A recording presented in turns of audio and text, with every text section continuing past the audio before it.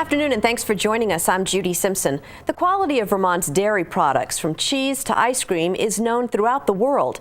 Those products and others are made from Vermont milk. But can Vermont milk be made even better? In our first segment today, Keith Silva tells us about grass milk. The arrival of the milk truck is one of the rhythms of dairy farming. A business-as-usual routine that goes on every day on every farm. But at this pickup, there's a slight change in the routine. This truck only picks up milk from 100% grass-fed cows. It's being marketed as grass milk, and for 14 dairy farmers in Vermont, it's a change from business as usual.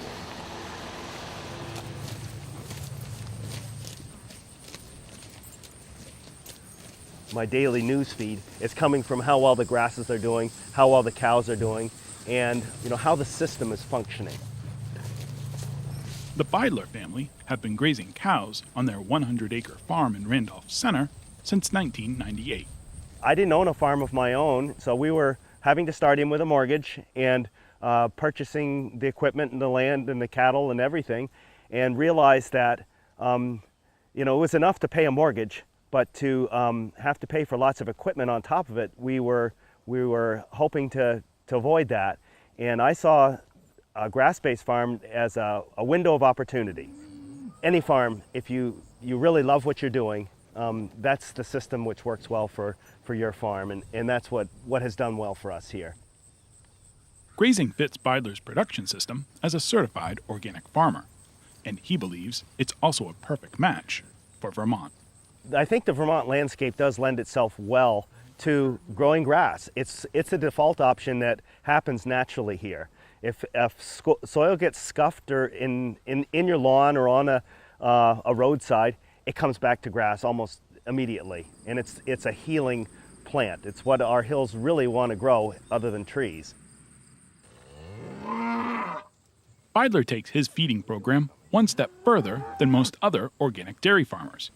His herd eats grass, and that's about it.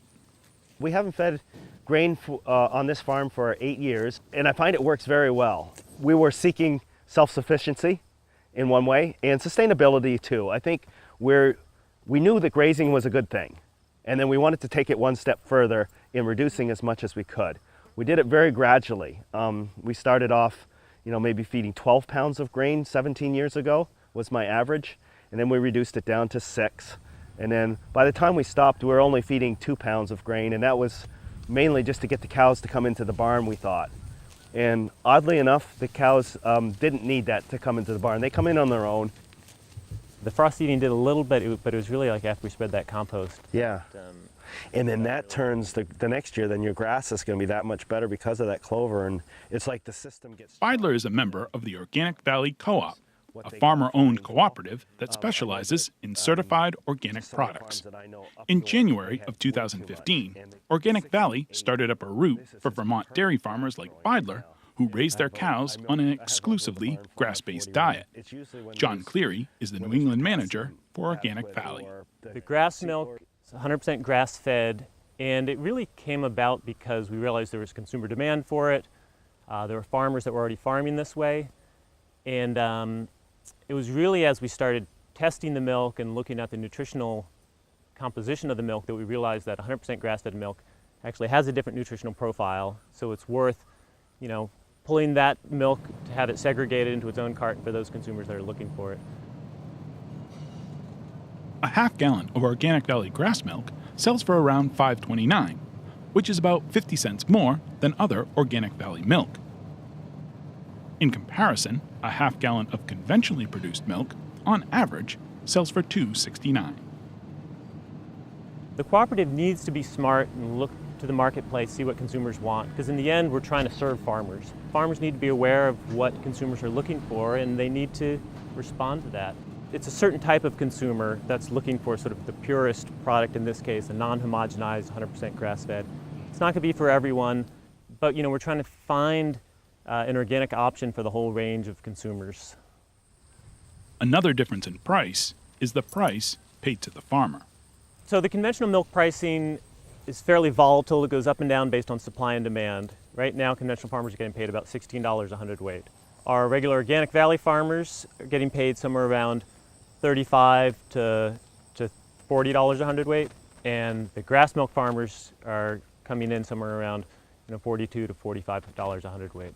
It's a big difference. It's a big difference. And part of it comes from the fact that cows that don't have that sort of high energy supplement of grain are going to make less milk, but the farmers are being, compensated to make up the difference financially. A healthy bottom line benefits the farmer, but there's actual health benefits to grass milk.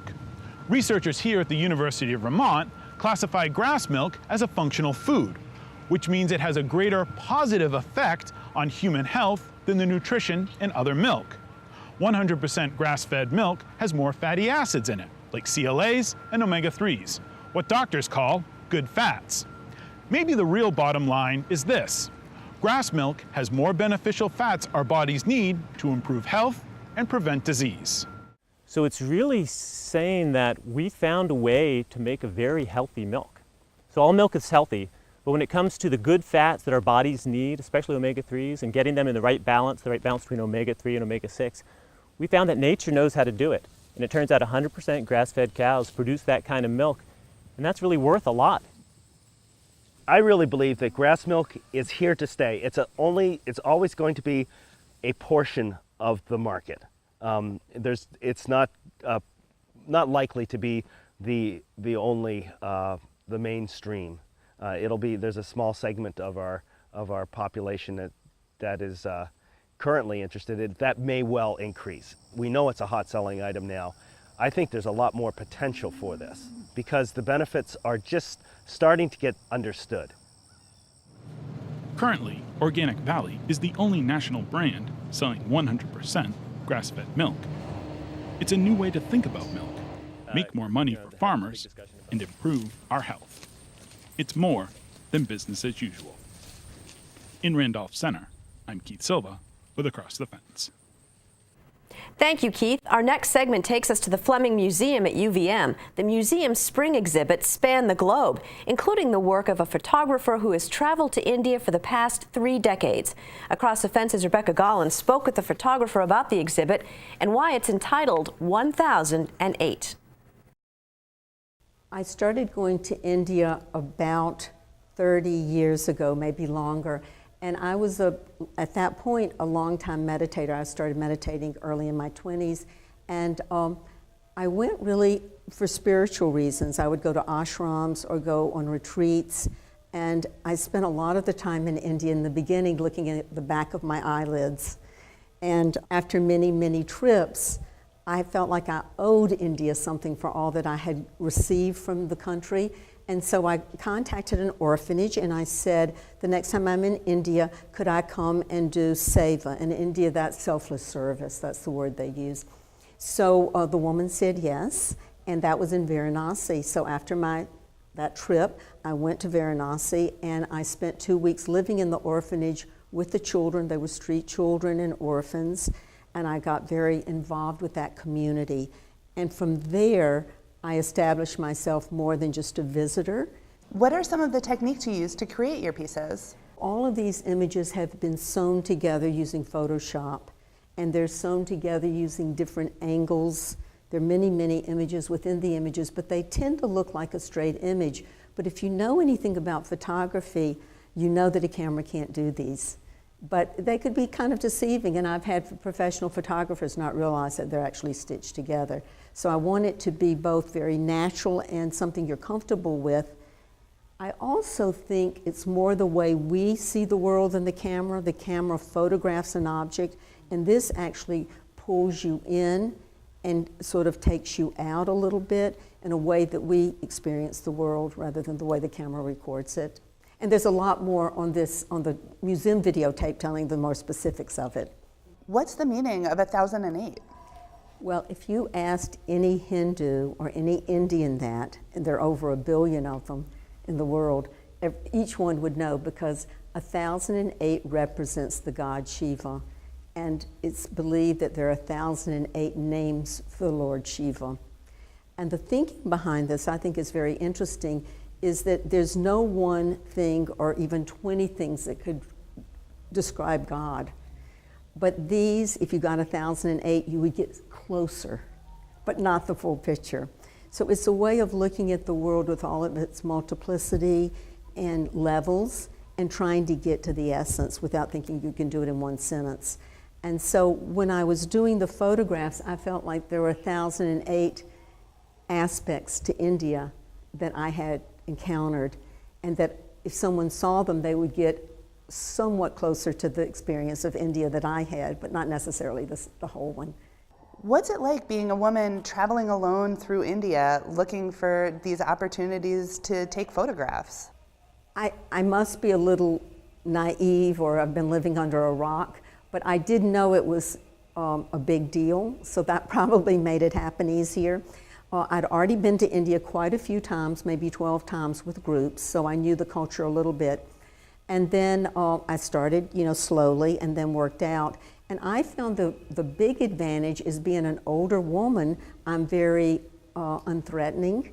People would invite me into their homes. I had the opening of homes in a level of intimacy that I think if a man was traveling by himself, he wouldn't have.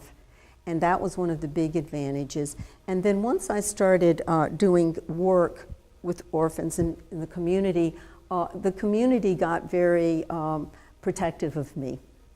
And even when I would go to foreign places outside of it, they would always keep tabs of me without me asking. So it was almost they wanted to protect me, and I never had one bad experience. So the show's not just photography, there's sound and other multimedia aspects of it. How does everything tie together? Well, when they offered me the show here, we discussed it, and this is such an innovative museum, and they're so committed to connecting with the audience, and they, as well as myself, felt like technology was, of course, a good vehicle for doing that.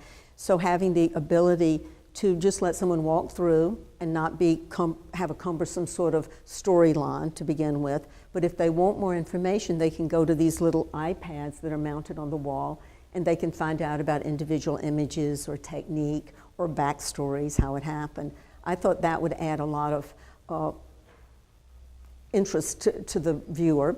And then the piece that's an installation piece gave us an opportunity to show 1008 images from the book rather than the few you can ever do when you're framing them and hanging them.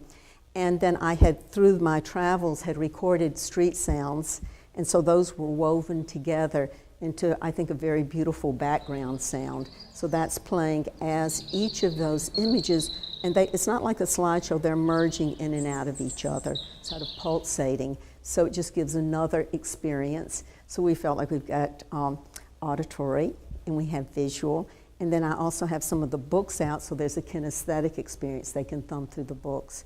And just using all of those modalities via technology, I think makes a much more interesting show. What do you want viewers to take away from this show? I'm going to be giving a talk in April, and I would like my talk to be about the power of beauty and how it's so important in the human experience. And we're potentially the only animal that it responds to beauty. And when I think about it, I think that's such a powerful gift that was given us. And the trails that I followed were always looking for the beauty, and not the Hallmark card beauty, but just the authentic beauty that I felt like was everywhere. And I know people have made a lot of photographs of India, and oftentimes they're very depressing and unsettling, and I think some of mine are unsettling, but I always still try to bring that element of beauty into them. And it's sometimes the friction between the unsettling and the beauty that make them even more powerful, I would hope. So I would like people to question, what role does beauty play in my life, and can I see beauty in things that we don't typically think of as being beautiful, and change their way of seeing and open up their life to new experiences. Thank you, Rebecca, and our thanks to Katherine Jansen for taking the time to visit with us. That's our program for today. Thanks for joining us. I'm Judy Simpson. I'll see you again next time on Across the Fence.